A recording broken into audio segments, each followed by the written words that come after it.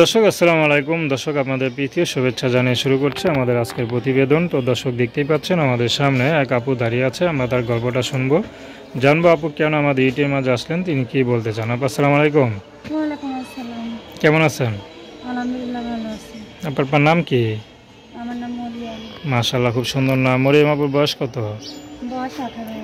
18। থাকেন কোথায়? থাকি শ্রীপুরে। শ্রীপুর। আচ্ছা, শ্রীপুরে আবার মলম ঠলম বেচেন না তো? কি? মলম ঠলম বেচেন না তো? কিসের মলম? শ্রীপুরে নাকি কি মলম আছে নাম করা? আমি এগুলা তো জানি না।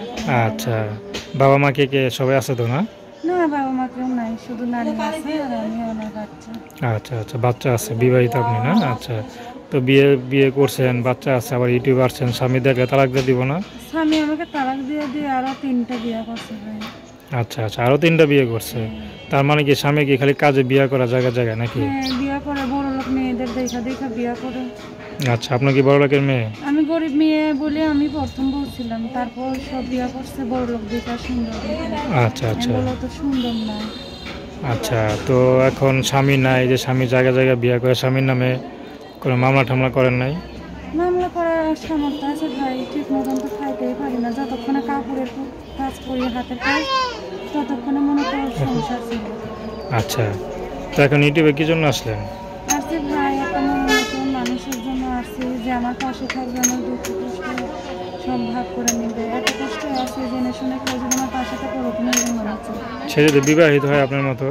সমস্যা নেই, বিবাহিত হলে সমস্যা নেই, যদি ভালোবাসে না ছাড়ে আমার পাশে। আচ্ছা, তো এখন আপনার সাথে কীভাবে যোগাযোগ করবে? আমার ফোন নাম্বার আছে, সেটা আমার সাথে যোগাযোগ করতে। দর্শক আপনারা অসহায় আপুর কথা শুনলেন, তো তার নাম হচ্ছে মরিয়ম না?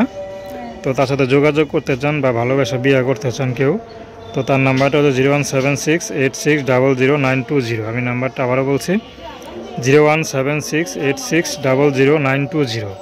তো দর্শক, প্রেম ভালোবাসা সাহায্য সহযোগিতা বিয়ে শাদী করে একান্ত আপনাদের ব্যক্তিগত ব্যাপার। তো আসুন আমরা 5 ওয়াক্ত নামাজ পড়ি, সর্বদা দেশের সেবা করি। আসসালামু আলাইকুম।